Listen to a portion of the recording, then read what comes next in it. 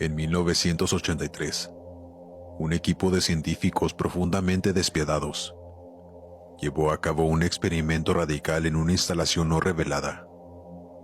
Los científicos habían teorizado que un ser humano sin acceso a ningún sentido o forma de percibir estímulos podría percibir la presencia de Dios. Creían que los 5 sentidos nublaban nuestra conciencia de la eternidad y que, sin ellos, un ser humano podía establecer contacto con Dios a través del pensamiento. Un pobre anciano que afirmaba no tener nada por lo que vivir fue el único sujeto de prueba que se ofreció como voluntario. Para purgarlo de todos sus sentidos, los científicos realizaron una operación compleja en la que se cortó quirúrgicamente cada conexión nerviosa sensorial con el cerebro. Aunque el sujeto de prueba conservó la función muscular completa, no podía ver, oír, saborear, oler ni sentir. Sin forma posible de comunicarse o siquiera sentir el mundo exterior, estaba solo con sus pensamientos. Los científicos lo monitorearon mientras hablaba en voz alta sobre su estado mental, en oraciones confusas que ni siquiera podía oír. Después de 4 días, el hombre afirmó estar escuchando voces silenciosas e ininteligibles en su cabeza. Suponiendo que se trataba de un inicio de psicosis, los científicos prestaron poca atención a las preocupaciones del hombre. 2 días después, el hombre lloró porque podía escuchar a su esposa muerta hablar con él. Y aún más, podía comunicarse. Los científicos estaban intrigados pero no convencidos, hasta que el sujeto comenzó a nombrar a familiares fallecidos de los científicos.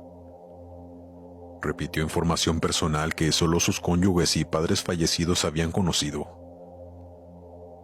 Para este punto, una parte considerable de los científicos abandonaron el estudio.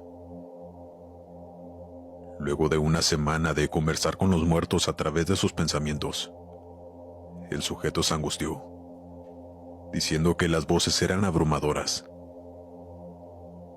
En cada momento de vigilia, su conciencia era bombardeada por cientos de voces que se negaban a dejarlo en paz. Con frecuencia se lanzaba contra la pared, intentando provocar una respuesta de dolor.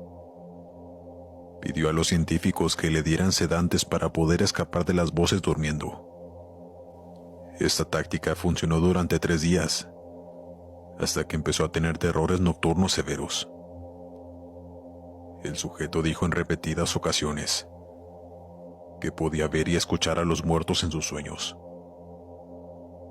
Solo un día después, el sujeto comenzó a gritar y a arañar sus ojos no funcionales, con la esperanza de sentir algo en el mundo físico.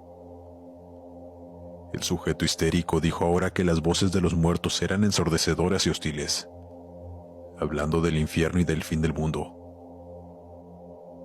En un momento dado, gritó: "No hay paraíso, no hay perdón", durante 5 horas seguidas. Continuamente suplicaba que lo mataran, pero los científicos estaban convencidos de que estaba cerca de establecer contacto con Dios. Y después de otro día, el sujeto ya no podía formar oraciones coherentes. Aparentemente enojado, comenzó a morder trozos de carne de su brazo. Los científicos entraron corriendo a la cámara de pruebas y lo sujetaron a una mesa para que no pudiera suicidarse. Luego de algunas horas de estar atado, el sujeto dejó de luchar y gritar. Miró fijamente al techo mientras sus lágrimas corrían silenciosamente por su rostro. Durante 2 semanas el sujeto tuvo que ser rehidratado manualmente debido al llanto constante. Finalmente, giró la cabeza y, a pesar de su ceguera, hizo contacto visual con un científico por primera vez en el estudio.